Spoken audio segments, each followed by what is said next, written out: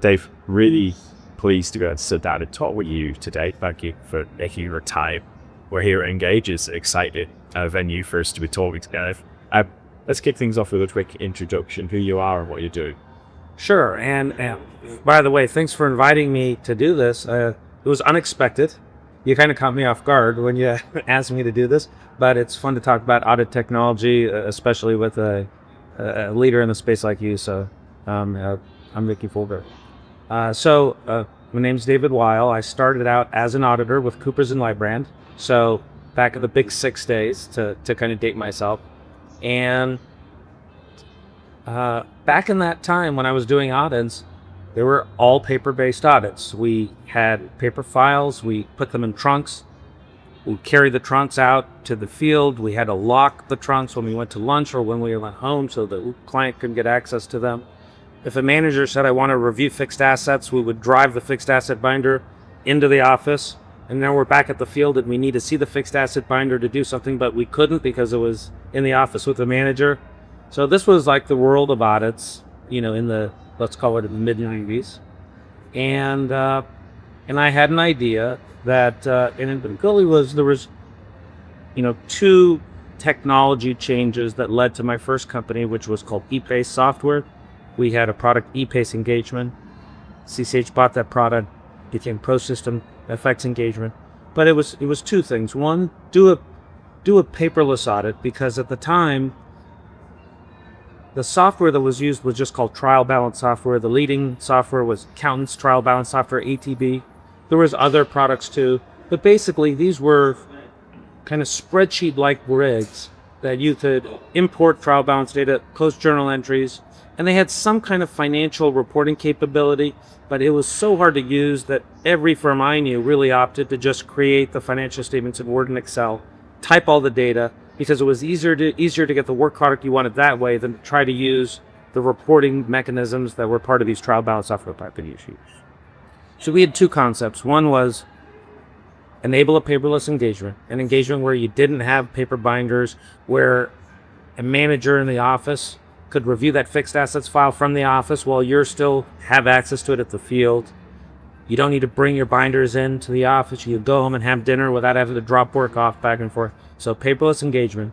And then the year before we released ePace, Microsoft Office came out with VBA, Visual Basic for Applications, where you could basically create the custom toolbars, create custom applications that sat on top of Word and Excel. So we said it's a paperless engagement system that has a trial balance system, but it automates financial statement preparation in Word and Excel, the applications that you already know how to use to get those financial statements. And so we, those were the two things: financial statements in Word and Excel using VBA, paperless engagement. And, that product really kind of took the market for a long time. I sold that to CCH. I left. I started SurePrep, which is basically paperless tax automation. Started that in 2002. Ran that for 20 years. Sold that to to Thomson Reuters at the start of 2023. I thought I was going to be done. And in August of 2023, they said, bringing up my past in an audit technology, they said, we have these audit products. We think that, we can grow these a lot better if you, help us, if you take the helm, would you do that? And I said, yeah, I kind of miss audit technology. And so that's what led to me being general manager of the audit workflow segment. And it was a great time to do it, because just as back then there was some technology trends like going paperless, Word and Excel, the ability to create applications in Word and Excel. Now we have even bigger technology trends with artificial intelligence or data-driven analytics. And so it's been a fascinating time to get back into audit. That's where I'd love to unpick here today, a little bit of that comparison, because there's few people in the accounting profession that's probably had the impact that you've had in terms of the legacy that you have behind you already. You've really ridden the wave of some key technology changes at Hackers during your career. So going back there, I think you touched on it a little bit. What were some of the key drivers, some of the key technology shifts that kept it in 18 necessarily created that shift from everybody working on paper trunks, etc., to something that was more of a software-based approach? Yeah, so the idea of going paperless was, so when I started it at Foopers, it was to kind of give you some things of the time. Netscape, the browser, had just gone public, so people were just starting to use the internet. There was still a time of dial-up modems, but this was, I mean, if you remember, I mean, back in 1997, the internet browsers, I mean, this was a major thing at the time. I mean, it had the hype of the time that AI has right now. What are we going to do with this, with the internet, with the capability of being connected?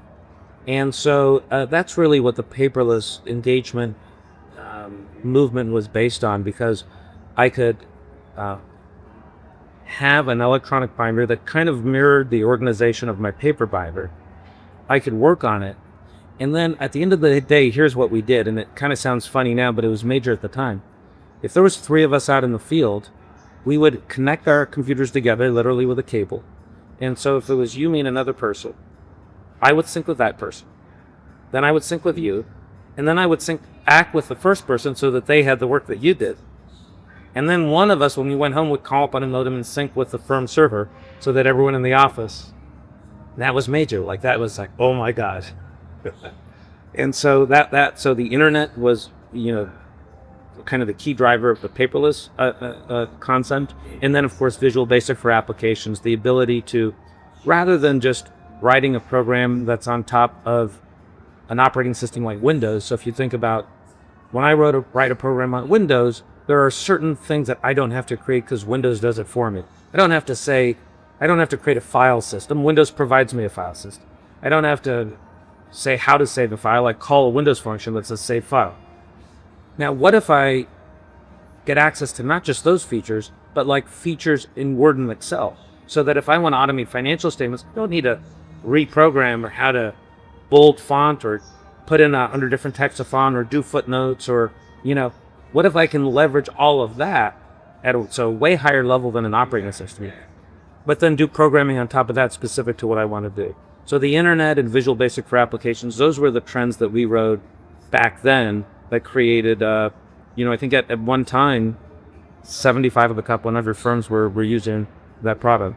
I think it's so many how powerful is what we're seeing right now, because you think about, you talked there about basically what was changing was the availability of these tools, these capabilities, if you like, yes, more out of the box to build with rather than having to build from the ground up. I mean, cloud computing, AWS, Azure, etc. So much of that is you could create a global infrastructure, you could create an enterprise grade capability so much quickly nowadays by leaving Amazon's, Google's, Microsoft's core capabilities and that. But the level of adoption that you got with that product from 1997 forward, I mean, that must be incredibly pleasing to look back on that. But I mean, we're in 2025. It's still the most dominating photo essay, the audit market. Yeah. Were you expecting in 1997 that 28 years later it would still be probably the #1 used audit platform in the US market?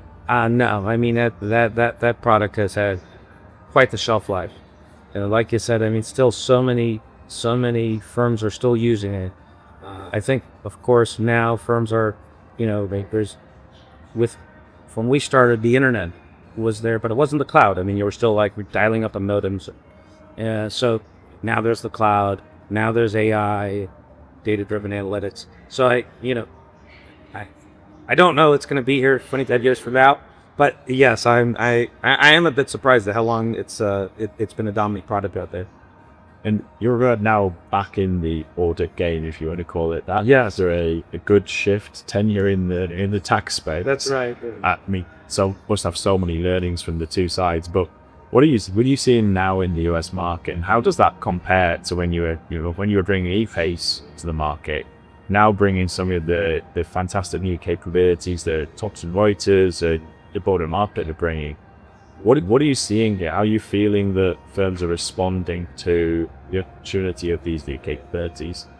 So I think the cloud, enabled the process to improve so that rather than, like I mentioned, with ePace, then pro system engagement, when I did work, no one else could see it until I synced with everybody and I synced with the cloud. And, the cloud really made it so that, syncing became, you didn't need to sit. That became kind of passe. I could do work and everyone could see it in real time. And you would think that alone would prompt a lot of firms to kind of upgrade past desktop software to get to the cloud just for that benefit. I mean, and by the way, like, you could spend a lot of time syncing. I mean, it's, it's, hey, you're doing it every day. You're doing multiple times a day. Surprisingly, it didn't. A lot of firms, said, yeah, that's nice, but I'm going to wait a little bit longer. So after that, then you kind of have data-driven analytics. And now you have artificial intelligence, and moving on to generative AI, which is kind of an even more fascinating, like, artificial intelligence can apply to a lot of different fields. I mean, whether it could be just like more analytics, but then when you talk about generative AI, the ability for it to analyze a document and give you opinion on whether the customer's revenue recognition is being done properly based on their sales contracts. I mean, it's really fascinating. So what I see now is that there's like a buildup of all of these technologies, from cloud to automated data ingestion, the analytics that can be driven from that, and artificial intelligence and generative AI. And now all of these things are becoming available quickly. So I think that in the next 3 years, the majority of firms are going to change their on-prem. With just a buildup of all of these capabilities. Firms didn't move just with the cloud, but now there's so much that I think there's going to be a big movement in that years. It's almost like the delta wasn't quite big enough for the players to go through the perceived change management, right? Or if I change my audit platform, if I change all in the technology, that's a big lift. Yes. So I'm going to wait until that delta becomes bigger. Yes. But to your point, I think that the cloud delta doesn't seem to have been enough for firms to make that leap. Right. But now you start to stack on these different things. Digital is the delta that's needing to be able to move. And so to be able to capitalize on generative AI, but even more data-driven automation, etc., all of these things now, they seem to upgrade the scales on the other side, where I agree with you. I think almost every audit firm will change their own platform in the next 3 years. Yes. And it's not about being to the cloud. That is a component. That's a piece of the data. Yes. The need to erase AI and any other thing is not just going to be in AI, but it's really about moving to a digital workflow, really harnessing data and then with the ingredients as the new way of work. Wow. Then that makes it exciting. I mean, when you think that in the next 3 years, the majority of firms are going to change platforms, that's why you have platform providers like Info, like Thomson Reuters, and others, going after that market. But there's also a lot of point solutions that are fascinating. Point solutions that are aimed just at data ingestion, aimed at just at tracing transactions back to cash, at automating confirmation. And we have a confirmation product, but there's other confirmation products that are coming out too. So there's all of these point solutions that all have a lot of potential to provide automation. And we've gone for an market which was basically facing more of two choices for quite superfluous. Yeah. And let's say there could have been more innovation in that, but to now we seem to have blocked. Even just in the last 2 or 3 years, the change in lot in terms of, it's a phase where you had no choice, you weren't happy with having this. Yeah. So how do firms maybe start to navigate that? I'd call it this suite versus best of breed strategy, if you like. How do firms, in your experience, approach that? I think that, so that's a good question. When I started with ePace, the big companies, Thomson Reuters, CCH, they had suites. So the suite concept has been around, for a long time. But what I noticed back then, and I think it's still true today, is that there's no way one provider can provide best in class of every product in an industry. And so what the bigger firms did back then, and what I still see them doing right now, is kind of picking best in breed, best in class products, and then sewing them together. Thomson Reuters, one of the things we talk about is an open ecosystem. And, the idea there is that, yes, we will love you to buy every product we have, but we want to make sure that if for some reason you think some other component is better, that the products you do use from us can work with whatever those other products are. So, I think that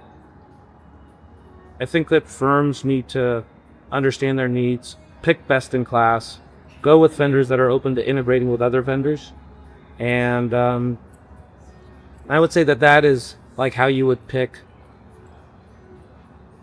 the core applications that you use in your workflow. One thing I'll say about AI, I talked about this a little earlier. There was a really good article in the Wall Street Journal, maybe in the last 2 months, that compared the ROI companies, not accounting firms, but companies in general, get from implementing AI solutions. And when a company says, we're licensing Copilot, use it, and then let's try to measure results, they got meager returns. 5%, I think, is what the article said, from 5% ROI. If they said, here's one thing that we do that we think AI can automate, can assist with, let's get a pilot team. Let's do it and see if that pilot team can get the results of the savings that we think we can, reduce the time by half, by 40%, whatever. And then once we prove it out, let's scale that one thing across the whole organization. Those companies are getting big results. So when we think about like AI and audit, say I want to use AI to automate risk assessment to pick smaller sample sizes. My goal is to reduce sample sizes by 30 to 50%, whatever the goal is. I'm going to get a team that's going to test it, prove it out, and now all my sample selection is going to be done with that process. I'm going to scale that process. Now I'm going to automate testing of it by matching it to documents and matching it to paper seeks, so infos are up. So pick the specific areas you want to apply AI to, prove it out, and then scale it on that one area, and then repeat. I'm always really interested by these things. My experience doing what we do at POC and doing it in this MP product has been your secret to that is actually audit that not necessarily tech. So to your point around, well, we've been innovating, we've got in our labs concept or whatever you want to call it, that we've been able to prove out this use space. Key to getting that embedded in the rest of the business is to make it in a core part of the core work. But yes, in an audit now, that is effectively facilitated by changing the audit methodology in that area, because auditors follow the methodology. And so change management becomes so much easier if the core of your ecosystem, the methodology and the performance housing technology, is facilitating this kind of innovation. So can we integrate this point solution over here? And the cloud is a game changer in terms of integrations.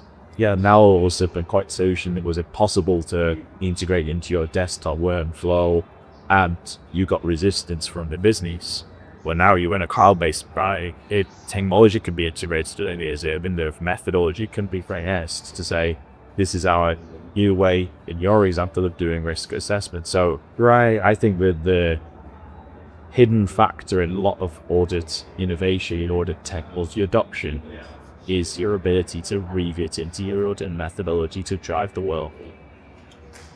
Yeah, I think that, I think that at the highest level, right, the kind of, with the methodology stays the same, which is like, I'm going to identify and assess risks. I'm going to plan procedures around those identified and assessed risks. And then I'm going to issue an opinion and draft a report. Like, so at the highest level, we're still doing that. Yeah, I agree. But in terms of like, what are the steps that I'm going to do? I think that this technology enables you to do things that you couldn't do before, like automating risk analysis. So that's going to change your method around that. I think it might change the order in which things are done. For example, like if I have a bunch of receivables and I want to know their value, today you might set confirmation value. And then if you don't get a response on the confirmation, you might look to see subsequent receipts if I can, see the deposit. Well, if I can automate that alternative method, alternative procedure of matching everything to bank receipts, maybe that's what I should do first. And when something that's not collected yet, and so I'm not going to have the subsequent receipt, just confirm those. So, the methodology might start changing orders and stuff like that. I think that's actually a very live topic. Like, how does the technology change the methodology? And I think that ultimately there's going to be just a fusion of methodology and technology where I'm not going to look at an audit program step and then go to one of 5 applications to do that step, but I'm going to be linked right from the methodology into something that helps me perform that step, and the results get put right back into the audit file. This process is just changing in terms of, like, let's say things like where the TI, example of the desktop synchronization thing. Imagine trying to do that in your remote working environment we've got now, where we've got offshore resource, Right. people overseas that we're trying to bring into the process. Group audits is facilitating a need to work with ones around the world differently. There's so many things here that are driving the use of technology, where I struggle right now. I'm privileged that my career would previously I never had to do it. I started first audit was to be somewhere around 2003 or so. Okay. And so I managed to skip that era of. By that, they already had their paperless. Well, you say paperless. There was a hell of a lot of paper still involved in the paperless audit, Dave. So you didn't quite get rid of it all. Like they used to say, it's just less paper. It's not paperless. That's why it was paperless. Right, okay. Yeah. I get it. Yeah. I was always confused by like, if it's paperless, why is this a massive paper file that goes next to it and everything? Yeah. But it feels like there's so many shifts here. The talent challenges that we've got, the desire to adopt and implement AI, etc. These are all just factors that are stacking the deck of Clinic that is creating this need to really overhaul what is now 30 years old. This 10 years. I mean, what do you see in terms of the willingness of firms to recognize what you just said and act? I think the market has shifted in the last 1 to 2 years here in the US. Yeah. I think it's interesting is that UK meetings maybe the creator of the sport that sits of conducted out in the audit space a lot of quicker. Data-driven techniques were more easily able to incorporate into the audit methodology more than it has been in the US market. But I think that the US has been waiting for the right solution to come to the market and has been a bit nervous about making that call when they know that there's multiple different people trying to bring new solutions to the market. So I think people have gone through a period where they've been cautiously scanning the market and seeing what's kind of happening. But I'd describe the US market as a fast follower market. They've been waiting for some people to go first and to be successful. Yeah. But now that they're hearing that people have got first and been successful, they're going, well, simply follow. This is exactly the same problem like I think using exactly the same steps. But I think that the bit of the breakthrough has been talked earlier about the delta between the technology capabilities, old versus new, is bigger than for the change management rift. Sure. I think the other breakthrough is being the change management lift is being made less. And so the technologies that are coming to the market are deliberately designed to be more intuitive, to be simpler to adopt, to be in a place where you could go, okay, the lift to bring this here maybe isn't as big as I thought it was going to be, or based on the last time I changed my audit methodology. So now the investment is maybe smaller in that change by changing management, and the delta is far bigger. So I think that this market is moving quickly right now, because way quicker than it was 12 months ago. Yeah. And the firms who are making the moves aren't just bringing in new technology, they're also thinking far more strategically about well, what's this mean for our talent mix? What's this mean for our position and pricing strategies? What does this mean for the skills that our F teams are doing? Don't get me wrong, some of the firms are not going from zero to hero in 3 months. Right. But they've laid out a plan, which is, this is how we're going to get to an audit platform in an audit encroach, which is audit and fits with the clients that we have right now. Yeah. So, so many firms need to modernize their audit. So, it's a great time to be involved in this and how to. And that's great. I mean, people like you and I, we have the passion behind this too, and the credibility, to be in shoes before trying to drive this change, right? And I think that's a big advantage for firms who are looking to make these changes. Is it's not just about the technology; it's about the people who are good technology. Who are they? What are their experiences? How are they prepared to help firms? Before this is so much of this is about partnership. Effectively, it's no longer a supplier-vendor relationship in my experience. Like, I hate the term vendor because it kind of sets you up for that kind of relationship. But what I'm certainly seeing is firms are almost looking for an innovation partner rather than necessarily something legit. So I don't know how that resonates with you. I just see you smiling. There's many firms I know have worked personally with you around their strategy and how they're going to bring some of these capabilities in. I'm smiling because I'm thinking about when Elizabeth at Thomson Reuters first asked me to take this role, and she said, you created this ePace paperless engagement product that's, had a big impact on the industry. Audits, who are an auditor.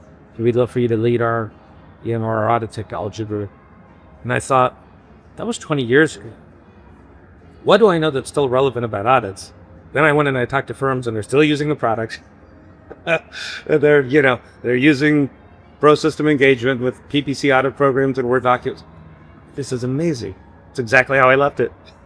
If I was able to sit down here in 30 years' time, I had the level of adoption that you achieved with that product. To be a very happy man in terms of the way that the market has embraced just the impact that you've been able to have with that step change.